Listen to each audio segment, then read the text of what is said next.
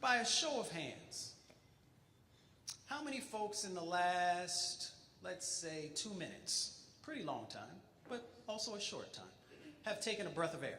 Raise your hand. Find those non-air breathers. Find them. I watch Ancient Aliens and all those other crazy shows. I know there are some of you who are supposed to be among us.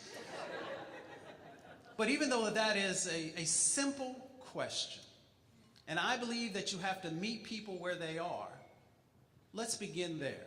Now, if we think about that simple question, and for many folks we understand it's just an autonomic response, unfortunately, too many places in our country currently do not have the ability to take in a fresh breath of air.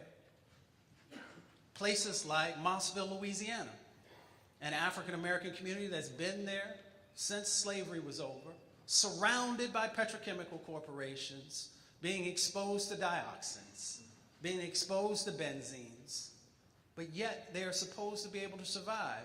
And we take for granted that fresh air, that ability to be able to, everybody do me a favor, take a deep breath. Hold it for a second. Okay, let it out. Nobody pass out in here. I'm not trying to get in trouble. But that is still not a possibility for far too many communities. Communities like the Manchester community in Houston, Texas, where the hurricane just came through. When you go to the Manchester community, and if you drive there in your car, and you roll down your windows, and you take in that first breath of air, you literally feel like you're breathing in gasoline fumes. How is that possible in what is supposed to be the most powerful country in the world? How is that possible in a country that is supposed to be the most wealthy country in the world? But yet we have far too many communities, our most vulnerable communities. And let me be clear. When I say our most vulnerable communities, I'm talking about communities of color.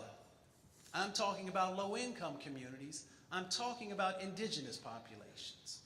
Those are the ones who are being disproportionately impacted from these types of things.